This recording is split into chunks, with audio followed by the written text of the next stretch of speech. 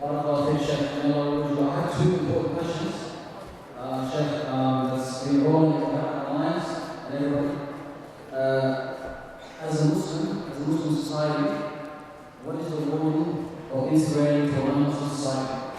Jazakallahu khair. If I understood the question correctly, you're asking what is the position of a Muslim to integrate into non-Muslim society as we are in the West. This is very important, very crucial. I think and I believe, sincerely believe, is crucial, is imperative, is essential for Muslim community to integrate into the society that they're living in. You cannot separate yourself. As a matter of fact, you cannot afford to separate yourself from the society that you're living in. If you want to live in a little bubble that is only your culture, only your people, then this is not for you. You go back home, you stay back home, and you live like that. If you're living in the West or living in any other, whether you live in India or anywhere else, you live in India or Philippines or Pakistan or China, you have to integrate. If you're living in Canada, if you're living in the United States, you have to integrate. If you're living anywhere in Europe, you must integrate. What I mean by this, you got to be involved in every aspect of the society and try to contribute to what the society needs.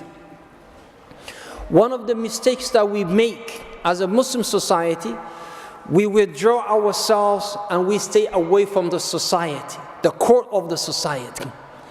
And then when change comes, when the society that you're living in make change, we complain about these changes. That's wrong. And you cannot complain about the change because you decided to stay or to step outside. You got to be involved in every aspect in your society. Education level. You got to be school trustees. You got to know what your children are learning. You got to make sure that you understand and you're part of it, and you are one of the decision makers. You can't complain, oh, my children are learning this and I don't agree. Well, you were not there when the decision was was someone made it for you. So you got to be part of that. You cannot afford to be away and out of the political arena. You cannot afford that. Because once again, the decision will be made for you and you will be forced to accept that. So you got, I don't know here, but we have MPP, because we have a province, so we have to get involved with the issue of the province. We have to get involved with the greater issue, the issue of the government, which is the MP. We have to be involved. We have to have a Muslim politicians who is going to be involved in the society, Muslim educators who are going to be involved every aspect of life. You got to be part of it. That's why the Nabi sallallahu alayhi wasallam, when he moved to the city of Medina, what did he do? Did he said, "Oh Jew, you are your own, don't get to us. Oh non-Muslim, in Arab, don't be with us. Oh Muslims, come here." No, he said, let all sit together and let us all work. How can we make this place a better place?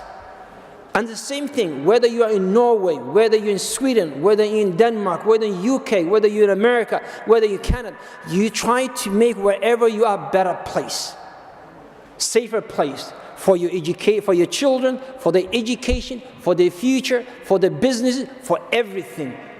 And not only that, the Messenger of Allah asked Usama bin Thabit radiyallahu anhu to go and learn the language of other nations that they were dealing with, because they need to be part of it. Brothers and sisters, as a Muslim, you gotta think big. You can't just be local. You can't just be a person who just, you say, close your eyes and live in your little bubble. You can't.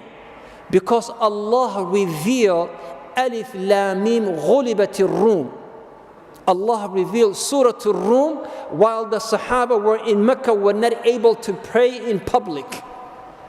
So why would Allah speak about what is happening between the two superpowers between the Romans and the Persian, when this masakin Arab, poor Arab cannot even pray in public. Because as a Muslim, you got to think big. You got to think outside of your own society. You got to be a person who can understand everyone. We not ask you to force people your ideology. No, let them understand who you are. Let them understand your stand. If they say, let us vote on something that is against your principles, then you say, I vote against it. And that is a freedom you can exercise. But you cannot live in a bubble and let someone else make a decision for you. You can't.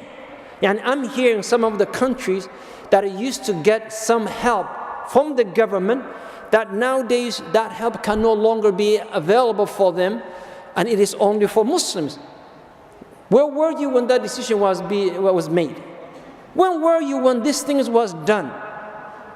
You got to be involved in every aspect, politically and educationally and all that. Now, women in general, they usually say they are half of the society and they gave birth to the other half.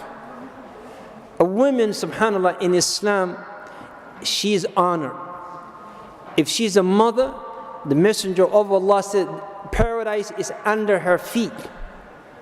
If she is a daughter, Islam says she will shield you and protect you from Jahannam, from hellfire.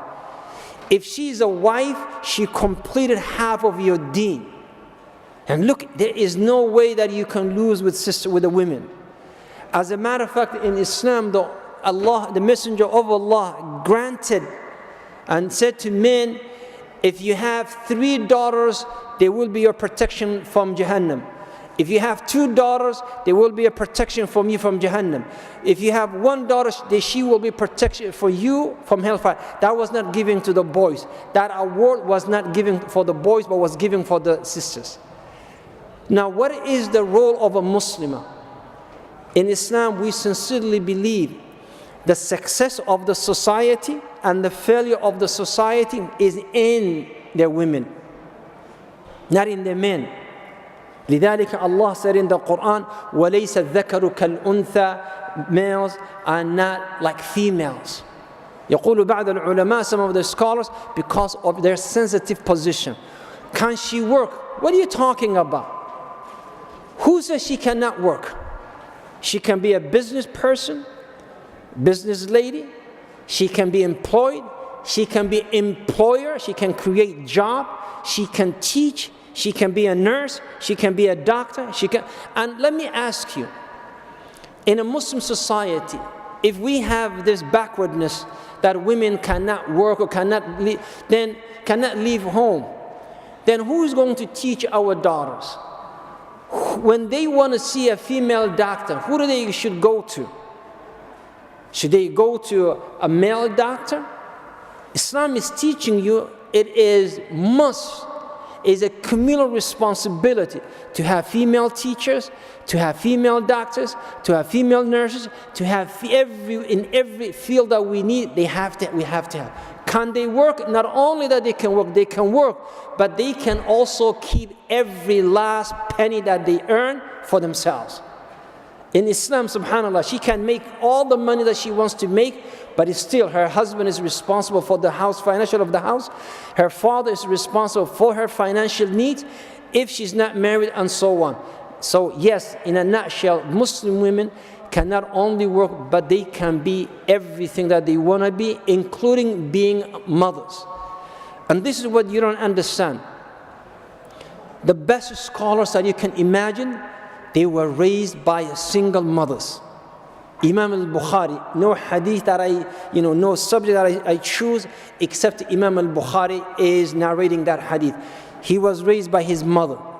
Imam al-Shafi'i, Imam Ahmad bin Hanbal, Imam Ibn Taymiyyah, Imam Sufyan, you name lists of the scholars, they were nothing but products of their mothers, single mothers. And these women, Sufyan al-Thawri, Sufyan's mother, she used to say, I work, my son, I work, you just concentrate on your education. She was a working lady. She used to say, I work, I'll earn for the family, you study your school, finish your education, and then we go from there. So yes, no one can say women in Islam, they cannot work. Anyone who says that, then he does not know about Islam. Wallahu a'la wa a'lam.